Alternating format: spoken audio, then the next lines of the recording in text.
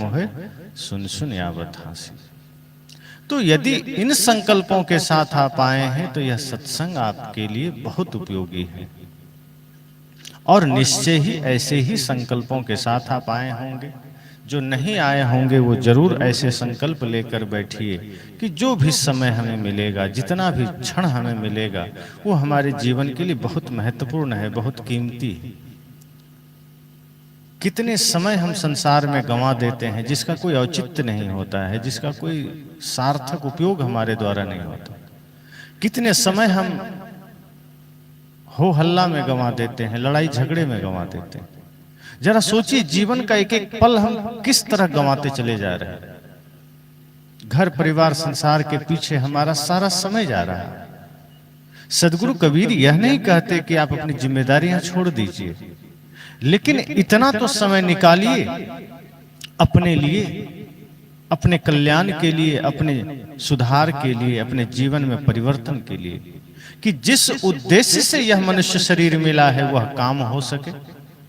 क्या यह मनुष्य शरीर सिर्फ खाने पीने के लिए मिला है? क्या यह मनुष्य शरीर सिर्फ लड़ाई झगड़े के लिए मिला है? साहब कहते हैं, अगर इतना तक ही हम करते चले जा रहे हैं, सो के उठते हैं, दुनियादारी के पीछे लग जाते हैं, और जब सोने जाते हैं तो सपने में भी वही सब चलता है। रात सोने तक, सुबह जगने के बाद दुनियादारी और प्रपंच के अलावा हमारे मन मस्तिष्क में दूसरा कोई ख्याल, दूसरा कोई विचार होता ही नहीं। यदा कदा कहीं संत सत्संग से भेंट हो गई तो हम थोड़ा सा उसमें रुचि ले लेते हैं, वरना हमारे जीवन में उसका कोई खास महत्व नहीं होता। सत्संग को हमें जीवन में इस तरह उतारना है जैसे हम श्वास लेते हैं, कि हमेशा श्वास आ रही है, जा रही है। होश में है तब भी, बेहोश में है तब भी, नींद में है तब भी, खेत में है तब भी, घर में है तब भी। कोई आदमी ये नहीं कहता कि अभी मैं बहुत व्यस्त हूं, श्वास बाद में ले लूंगा, समय नहीं। आप कितने भी व्यस्त हों, आपके पास कितना भी काम है, लेकिन श्वास निरंतर आ रही है, जा रही है। सत्संग ऐसा ही होना चाहिए। आप किसी भी अवस्था में हैं, कहीं भी हैं, व्यस्त हैं, अस्त व्यस्त जीवन है, लेकिन मन मस्तिष्क में ज्ञान चलता रहा। तन से काम, मन से राम, कहीं कबीर सरे दो काम। तन से काम चले और मन से राम चलता रहे, तब सत्संग में आना सार्थक होगा। और बहुत सी बातें संतों के द्वारा हम सब सुनते रहे हैं, सुनते आए हैं। आवश्यकता है जीवन में एक सुधार की। कई बार तो ऐसा लगता है कि एक अज्ञानी आदमी सुधर जाता है, पर जो आधा ज्ञानी है वो नहीं सुधरता है।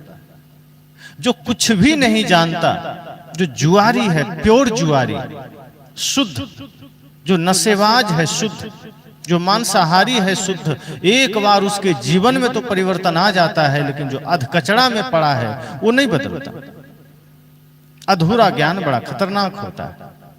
कहीं किसी गुरु से दीक्षा ले लिए, उसके बाद हमारा जीवन थम जाता है। हम अपने जीवन में कोई बदलाव नहीं ला पाते। हम सोच ही नहीं पाते कि जीवन की कीमत क्या है। आज हमारा जीवन हाय हत्या लूट मार पर खड़ा है। आज हमारा जीवन ईर्ष्या द्वेष नफरत विकार पर खड़ा है। क्या यही जीवन की कीमत है? क्या यही जीवन की पहचान है? जो जीवन सत्य अहिंसा प्रेम करुणा पर खड़ा हो, उसी जीवन की कीमत है, उसी जीवन का महत्व है। बाहर चाहे किसी के पास झोपड़ी हो, चाहे महल हो, वो तय नहीं करता है कि आदमी कितना बड़ा है। आदमी का बड़प्पन इसमें है कि उसका विचार कैसा है, उसका व्यवहार कैसा है, उसका जीवन जीने का ढंग कैसा है।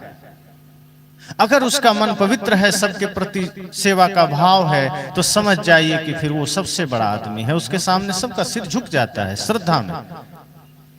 लेकिन बाहर के दौलत से, बाहर के यश से, बाहर की कीर्ति से, बाहर की समृद्धि से कोई बड़ा हुआ है, वो 2 क्षण के लिए है, वो कभी भी छोटा हो सकता है। लेकिन जिसने अपने कर्मों से स्वयं को बड़ा बनाया है, उसे फिर कोई छोटा कर ही नहीं सकता। और सच तो यह है कि बड़ा वही है जो छोटा होना जान लिया है। जो पहले से अपने को बड़ा बना लिया है वो कभी भी बड़ा हो ही नहीं सकता। हम लोग उदाहरण सुनते हैं कि भगवान कृष्ण राजसूय यज्ञ में पत्तल उठाए, संतों के चरण धोए, क्या छोटे हो गए? अगर उन्होंने पत्तल उठाए, संतों के चरण धोए, तो उनकी पूजा होने लगी। और वे तो कहते हैं कि जहां प्रेम है, जहां समर्पण है, जहां विनम्रता है, वहीं सब कुछ है, वहीं आनंद है, वहीं बड़प्पन है, वहीं शांति है। हम ये सब अपने जीवन में धारण ही नहीं कर पाते। पूजा तो कृष्ण की करते हैं, कोई कमी नहीं करते, विधिवत करते हैं। अभी दिवाली बीती, गोवर्धन पूजा हुई, अन्य भगवान की पूजा करते हैं और विधिवत करते हैं। लेकिन कृष्ण जैसा आचरण भी तो होना चाहिए। और लोगों ने सबसे बड़ी मूर्खता क्या की? कृष्ण को रसिया बना दिया, छलिया बना दिया, नाच नौटंकी वाला बना दिया। जो कृष्ण योगेश्वर हैं, जो कृष्ण ज्ञान के भंडार हैं, हमने उनको नाचने की बात शुरू कर दी और उनके आचरण से फिर हमारा कोई लेना देना नहीं रह गया। हम महापुरुषों के साथ यही करते हैं। जितने भी महापुरुष हैं उनको हम पूजने की वस्तु बना देते हैं, उनकी पूजा में लग जाते हैं और होता कुछ भी नहीं। हम अपना जीवन वैसे ही नशा, दुर्व्यसन, छल प्रपंच में बिताते हैं और पूजा करते चले जाते हैं। उससे हमारे जीवन में कोई खास बदलाव नहीं होता, बल्कि और अधकचड़े में हम पड़ जाते हैं, न इधर के हुए न उधर के हुए।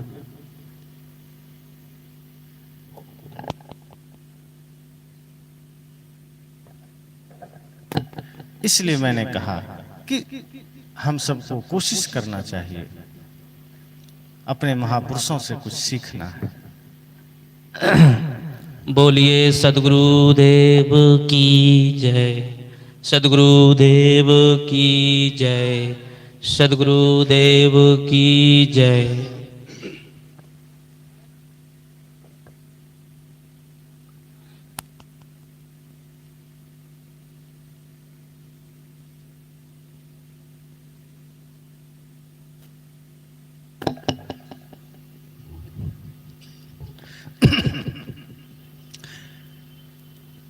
हमने कहा कि हम अपने महापुरुषों के साथ यही करते हैं। कितना भी हम सत्संग सुनते हैं, कितना भी ज्ञान सुनते हैं, कितना भी पाठ करते हैं, पर हम अपने जीवन को उनसे नहीं जोड़ पाते हैं। हम दूरी रखते हैं। मंदिर बना लिए, मस्जिद बना लिए, गिरजाघर बना लिए और उसमें चाहे राम हो, शिव हो, कृष्ण हो, उनकी मूर्तियां बैठा दिए और वहां लगे पूजा करने। पूजा तो इतनी करते हैं, इतने बार मंदिर जाते हैं, वहां नाक रगड़ते हैं कि नाक रगड़ते रगड़ते कृष्ण की मूर्ति घिस जाती है, दिमाग नहीं घिसता आदमी। दिमाग ज्यों का त्यों बना रहता है।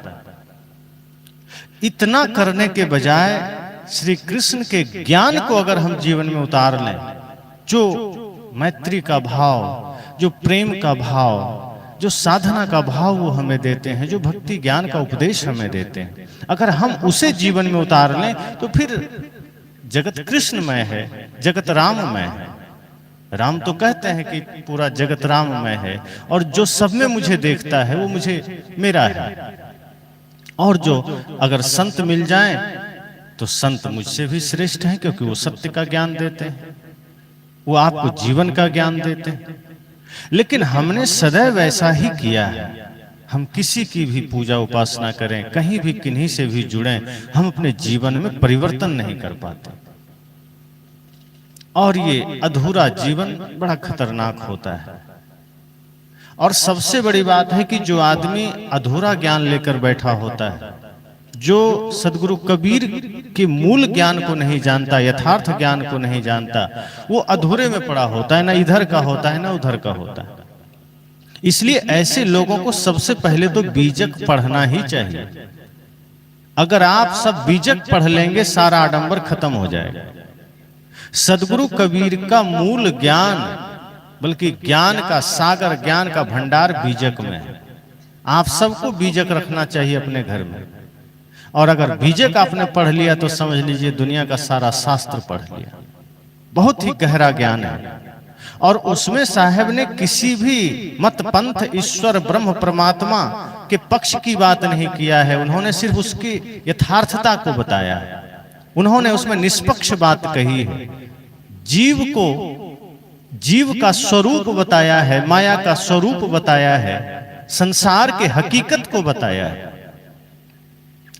और जब आदमी स्वयं को जान लेता है, संसार को जान लेता है, माया को जान लेता है, तो जब जान लिया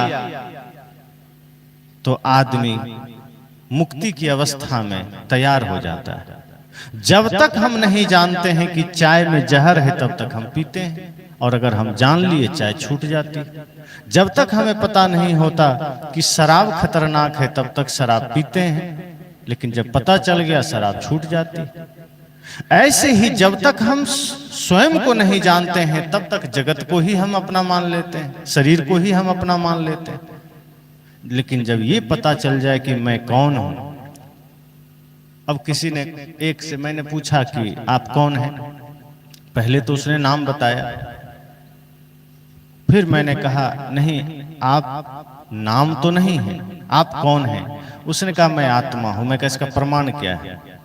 हमारे गुरुजन हमारे संतजन कहते हैं कि मैं आत्मा हूं, तो क्या आप सच में आत्मा है? इसका बोध हो गया है, इसका प्रमाण क्या है? कहने को तो कोई भी कह देगा मैं आत्मा हूं, मैं चेतन हूं, मैं जड़ नहीं हूं। इसका प्रमाण क्या है कि मैं आत्मा हूं? यदि मैं आत्मा हूं इसका सच्चा बोध हो जाए तो इसका प्रमाण क्या होगा? सोचिए जरा। मैं आत्मा हूं ये बोध होने के बाद प्रमाण यही होगा कि शरीर के प्रति आसक्ति स्वाभाविक मिट जाएगी। मैं आत्मा हूं ये बोध हो जाए तो संसार के प्रति जो आसक्ति है वो मिट जाएगी। क्योंकि ये बोध हो जाना कि मैं आत्मा हूं, मैं अपने को अगर व्यक्ति जान लिया तो ये तो जान लिया कि शरीर मेरा नहीं है और शरीर हमारा नहीं है, शरीर से हम अलग हैं। और जिस शरीर जिस संसार से हम अलग हैं, फिर उसके प्रति मोह करना, आसक्ति करना फिर जरूरत नहीं है, आदमी कर ही नहीं पाएगा। मैं कौन हूं इसका बोध अगर हो गया तो बाहर के सारे लगाव खत्म हो जाएंगे। लेकिन अभी आदमी कहता है मैं आत्मा हूं और शरीर के पीछे, संसार के पीछे दीवाना है, भागे चला जा रहा है, मुख से कह रहा है मैं आत्मा हूं। यही सारा गूढ़ ज्ञान, ऐसे ही सारे गूढ़ तत्व बीजक में समाया हुआ है। और यहां संजोग है कि बुक स्टॉल पर बीजक व्याख्या मौजूद है। आप सब बीजक व्याख्या अगर पढ़ेंगे, पढ़ते चले जाएंगे, आपको तब पता चलेगा कि आज तक हम जीवन के असली बोध से अनजान थे, भ्रम में पड़े थे।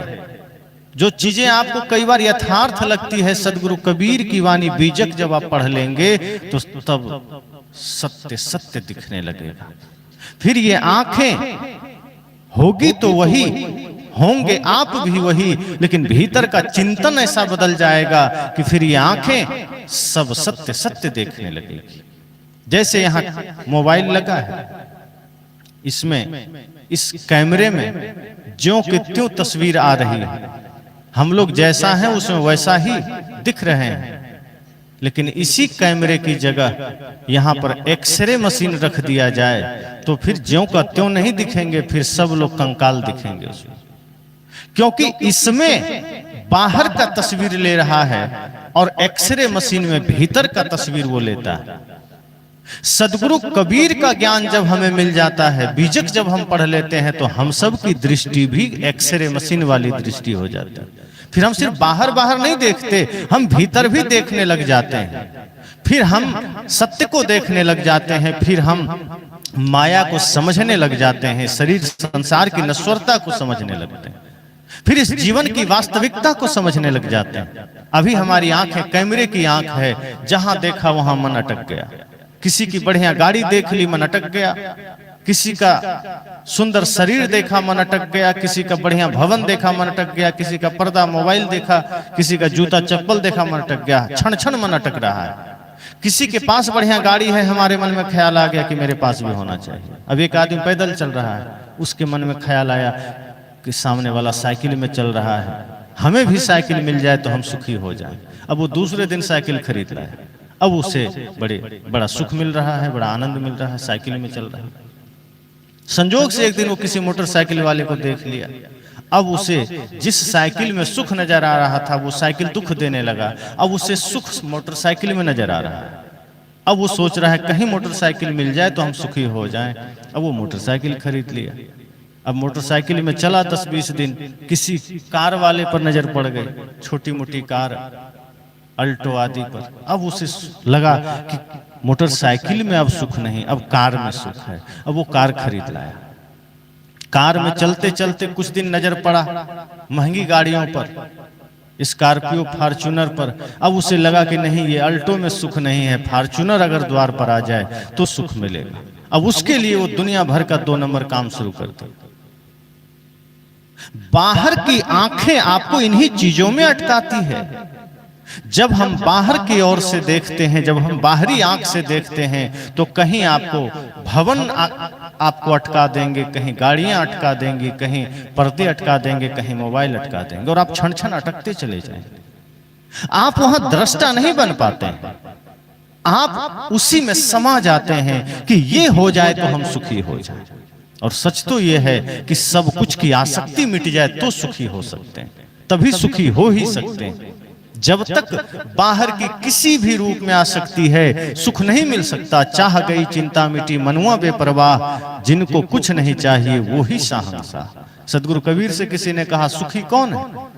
कौन है जो यहाँ धनवान है? कौन है जो यहाँ सुखी है? सदगुरु कबीर ने कहा, जिसकी चाह मिट गई है वही निश्चिंत है, वही बेपरवाह है। जिसकी चिंता मिट गई है वही सुखी है। जिसने मांगना छोड़ दिया है वही सुखी है। जो मांग रहा है वो सुखी हो ही नहीं सकता। जो मांग में लगा है वो सुखी कैसे होगा? जैसे कोई मांग रहा है तो भिखारी होगा।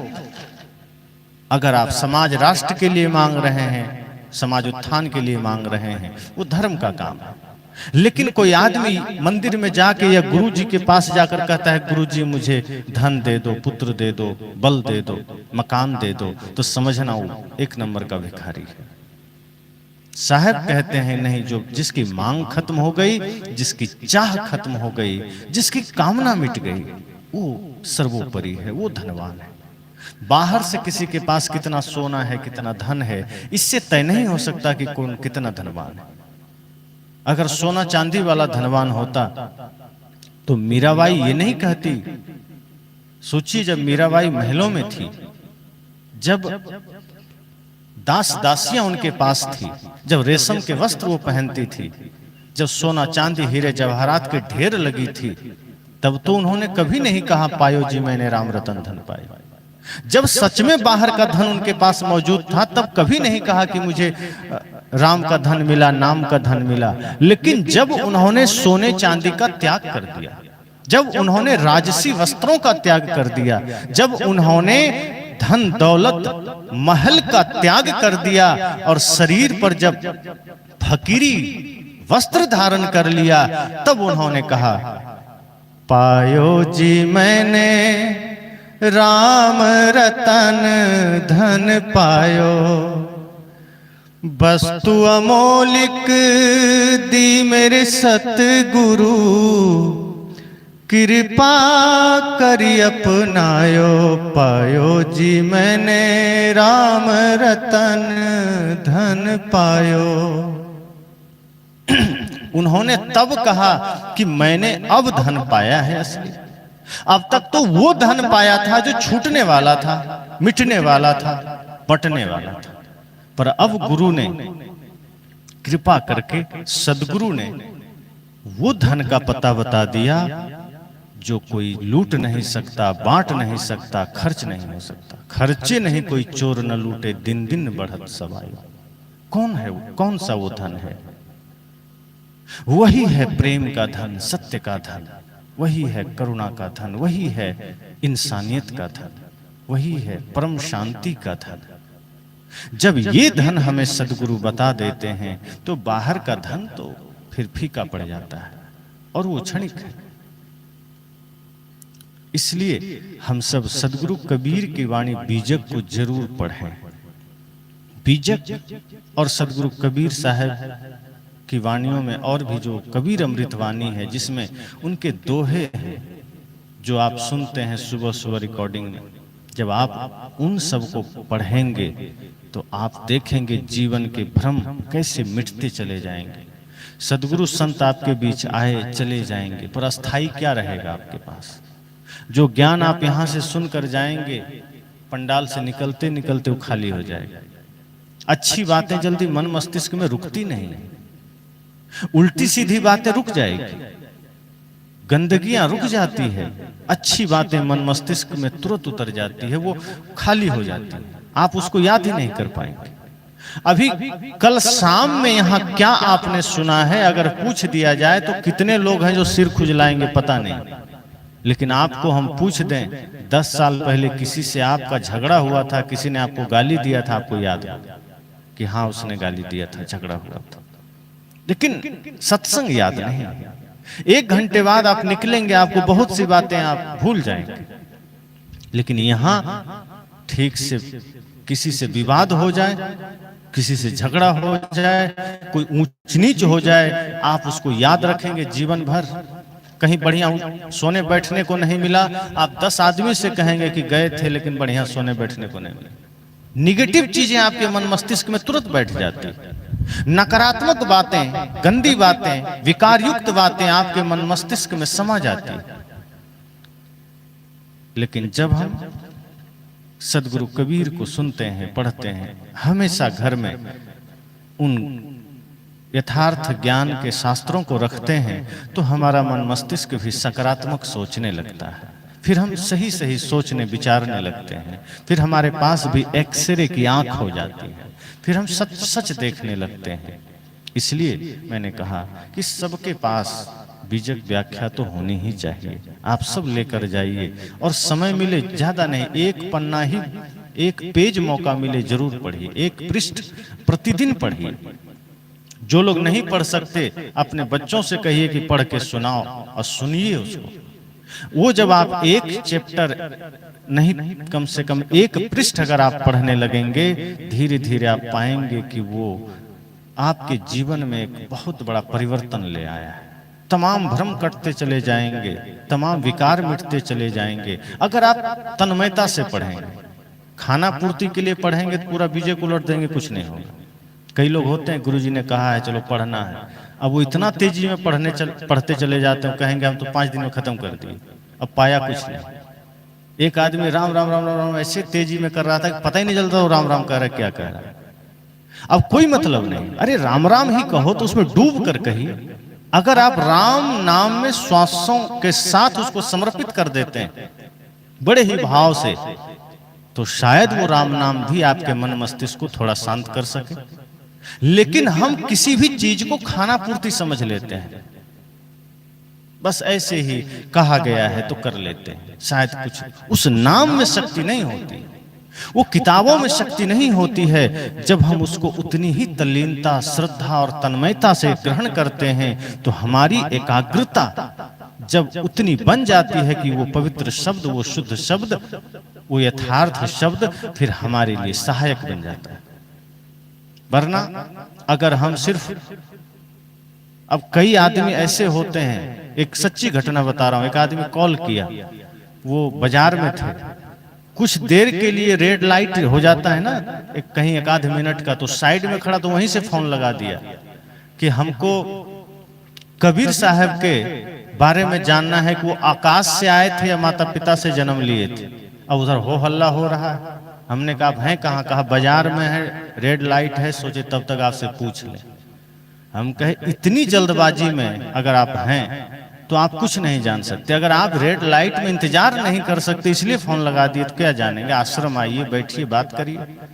बहुत लोग सोचते हैं फोन करके गुरुजी से समाधान पा लें। फोन पर कभी समाधान नहीं होता, समाधान सामने होता है। आप सामने आइए, बैठिए, विचार सुनिए तन्मयता से, श्रद्धा से, तो शायद कुछ मिल जाए। फोन पर तो हालचाल और इंफॉर्मेशन के लिए, फोन सत्संग के लिए नहीं है।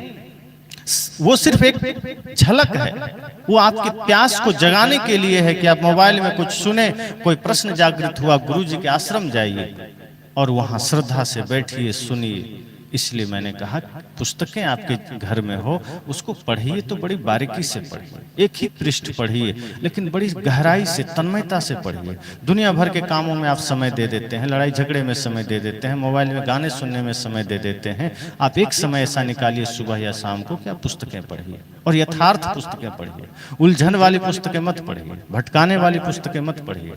तो बीजक व्याख्या यहाँ है, आप उसे लेंगे, सब लोग एक एक ठो लीजिए, अपने घर में रखिए, और ये सोचिए कि आप पुस्तक नहीं, आप जीवन का यथार्थ लेकर जा रहे हैं, जो आपको ही नहीं, आपके कितने लोगों को वो तार देगा। तो यही शुभकामना है कि हम सब भी संतों को सुने, तो उनको सिर्फ सुने नहीं, उनके जीवन को भी देखें, उनके जीवन से सीखें। संत सिर्फ वाणी से ही नहीं, अपने आचरण से भी हमें शिक्षा देते हैं। हम देखते हैं संतों को, उनका चलना, उनका बोलना, उनका खाना, उनका बैठना, उनकी भाव भंगिमाएं, आप उनसे सीखिए।